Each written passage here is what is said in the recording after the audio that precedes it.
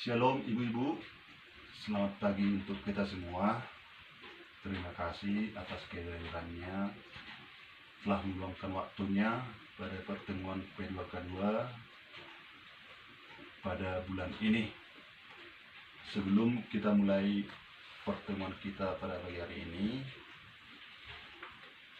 agar kegiatan ini berjalan dengan lancar, bermanfaat, alangkah baiknya kita berdoa menurut agama dan kepercayaan kita masing-masing.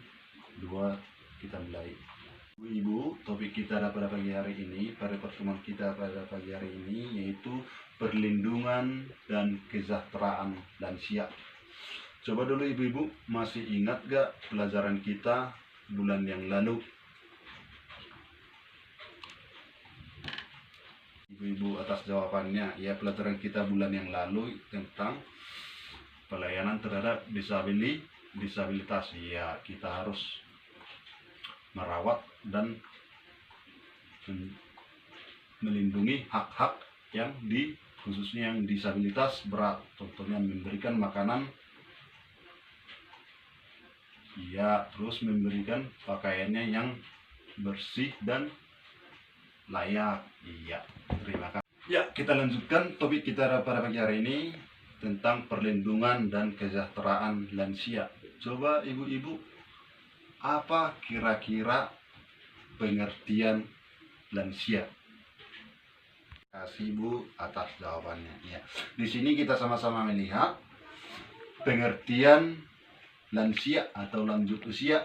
Yang pertama itu menurut Organisasi Kesehatan Dunia atau WHO, ada 4 nih tahap lanjut usia. Yang pertama itu usia pertengahan, yaitu antara umur 45 sampai 59 tahun. Terus lanjut usia yaitu pada umur 60 sampai 74 tahun. Terus lanjut usia tua yaitu antara umur 75 sampai 90 tahun. Terus lansia sangat tua yaitu kisaran umur di atas 90 tahun. Terus menurut Undang-Undang nomor 13 tahun 98, yang pertama itu pada ayat 2-nya, lanjut usia itu adalah seseorang yang telah mencapai usia di atas 60 tahun. Terus di ayat 3, lanjut usia potensial adalah lanjut usia yang masih mampu melakukan pekerjaan atau kegiatan yang dapat menghasilkan barang dan ataupun jasa. Kira-kira mengapa lansia itu perlu kita perhatikan? Coba siapa ibu-ibu yang bisa memberikan pendapat? Ibu atas pendapatnya. Di sini kita sama-sama melihat mengapa kita harus peduli kepada lansia. Yang pertama itu menurut amanat Undang-Undang nomor 13 tahun 98 tentang kesejahteraan lansia, mereka memiliki hak yang sama dalam kehidupan bermasyarakat dan berbangsa. Terus jumlah lansia yang terlantar meningkat. Terus data menyebutkan lansia mengalami kekerasan dan penelantaran. Terus lansia adalah orang tua yang membesarkan dan mendidik dengan kasih sayang. Terus lansia adalah potret kita di masa yang akan datang. Lansia i sarupa mak kita rosongoni buse haduan mau orang tarawak bila orang tua ta mungkin kita behaduan dan rawatun ni anak tadi. Baiklah ibu, kita lanjutkan pada topik ini. Kita akan membahas tentang 3 kondisi lansia. Yang pertama itu kondisi fisiknya, kondisi di tubuh lansia. Terus yang kedua itu kondisi psikososial, di mana hubungan dirinya dengan orang lain, hubungan nigana do akasol manasing. Terus yang ketiga yaitu kondisi spiritual atau kerohanian. Ya, kita lanjutkan Bu. Di sini ada kekerasan dan penelantaran terhadap lansia. Yang pertama itu untuk fisiknya, yaitu kekerasan yang dilakukan sehingga menyebabkan rasa sakit, luka, dan cacat atau bahkan sampai sakit.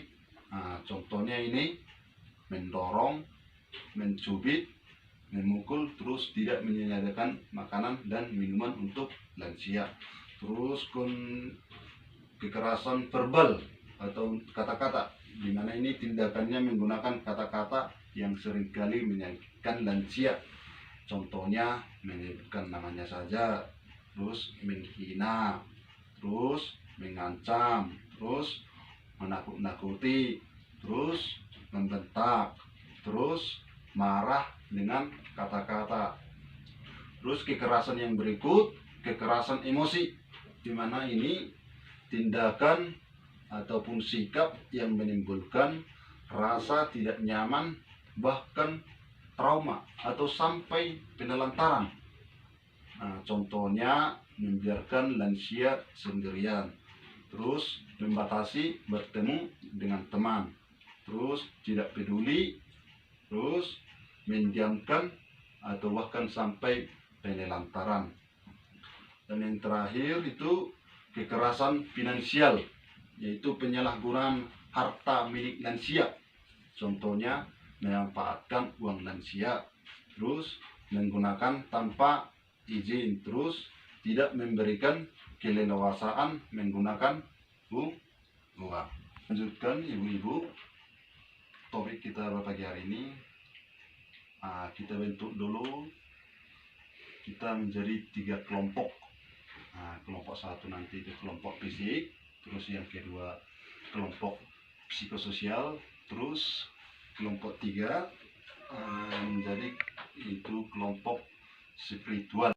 Iya, terima kasih Bu atas pendapatnya kelompok 1, kelompok 2, dan kelompok 3. Iya, untuk meningkatkan kualitas kesejahteraan lansia itu tidak lepas dari berbagai pihak. Yang pertama itu peran pemerintah, terus yang paling utama yaitu peran keluarga dan peran masyarakat atau peran lingkungan tempat tinggal lansia. Iya, terima kasih Bu atas pendapatnya kelompok 1, kelompok 2, dan kelompok 3. Iya, untuk meningkatkan kualitas kesejahteraan lansia itu tidak lepas dari berbagai pihak. Yang pertama itu peran pemerintah, terus yang paling utama yaitu peran keluarga dan peran masyarakat atau peran lingkungan tempat tinggal lansia. Ya, salah satu peran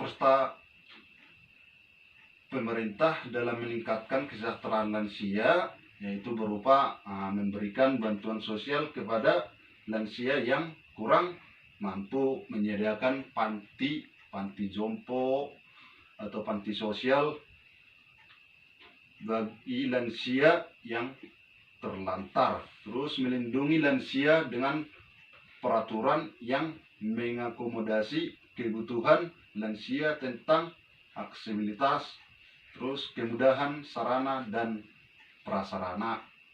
Terus peran peserta keluarga juga bertanggung jawab untuk hal itu, karena keluarga merupakan, ya demikianlah Bu yang bisa kita sama-sama belajar untuk pada pagi hari ini. Demikianlah materi yang bisa saya sampaikan. Dan yang paling penting diingat Ibu, lansia itu bukan beban. Lansia adalah kita di masa depan. Jadi mari kita memperlakukan lansia dengan baik, karena biasanya apa yang kita tabur itu yang kita tuai. Terus mari beri dukungan dan semangat kepada lansia agar tetap bahagia dan berkarya. Terus lansia Indonesia harus sehat dan bangga. Terus kita hindari kekerasan terhadap lansia, apalagi orang tua. Terima kasih atas pertemuan kita yang luar biasa pagi hari ini. Ibu-ibu masih semangat. Terima kasih atas waktunya Ibu, terima kasih telah meluangkan waktunya. Dan sebelum kita akhiri pelajaran kita pada pagi hari ini, yang pertama, bila tadi ada kekurangan dan kesalahan pada saat menyampaikan, mohon dimaafkan.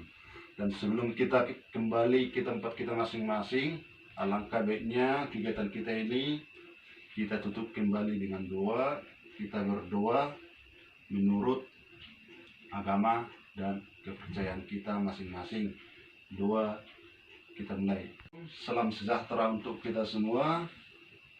Terima kasih. Horas.